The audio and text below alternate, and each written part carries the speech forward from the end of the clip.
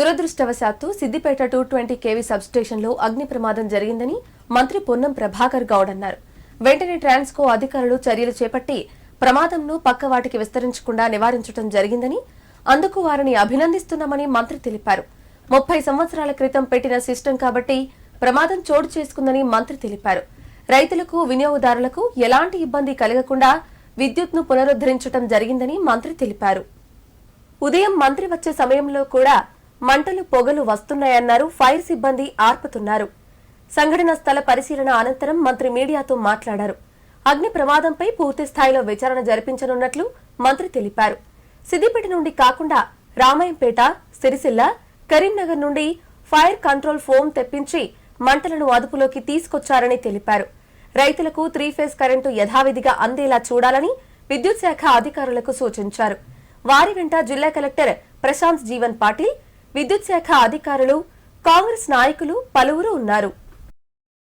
ఈ సబ్స్టేషన్లో నిన్న దురదృష్టవశాత్తు ప్రమాదం జరిగింది.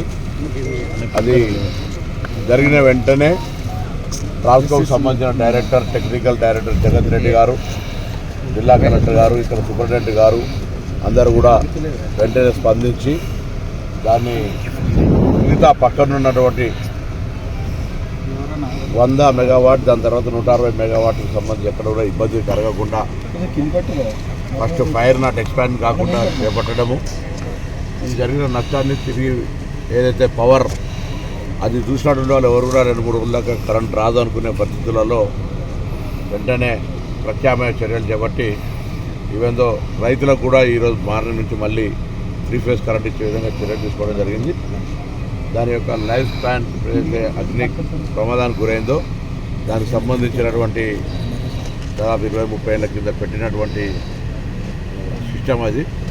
సో దానికి సంబంధించి వెంటనే మరమ్మతులు చేపట్టడం కానీ, నూతనమైనటువంటి అక్కడ ఫిట్ చేయడం, ఈ సబ్స్టేషన్లో అని ఏవైతే అవసరమైన అన్ని మార్పులు, చేర్పులు మొత్తంగా స్ట్రీమ్లైన్ చేసి ఎక్కడ కూడా ఇబ్బంది లేకుండా చూసే విధంగా ప్రభుత్వం చర్యలు తీసుకుంటుంది. అదృష్టం ఏంటంటే ఎటువంటి ప్రాణ నష్టం కానీ వేరే ఏది జరగలేదు. వెంటనే కరెంటు కూడా రిస్టోర్ చేయగలిగినాం. ఈ యొక్క దానికి సంబంధించి కూడా ప్రిలిమినరీ రిపోర్ట్ అడిగినాం. తప్పకుండా అక్కడ సాంకేతికపరమైనటువంటి దాని ఏజ్ దృష్టిలో జరిగిన సంఘటన అనేది ఒక ప్రిలిమినరీ రిపోర్ట్ ఉంది కాబట్టి ఏదేమైనా అన్ని కోణాల నుంచి చూడమనేటువంటి ధర్మం కాబట్టి అన్ని కోణాల నుంచి దాన్ని పరిశీలిస్తాను. ఈ యొక్క సంఘటన మరొకసారి దురదృష్టం. ఏదైనా వెంటనే చర్యలు తీసుకునేందుకు వారందరినీ కూడా అభినందిస్తాను. తప్పకుండా రైతులకు కానీ, వినియోగదారులకు కానీ ఇబ్బంది లేకుండా చూసే విధంగా చర్యలు తీసుకుంటాను.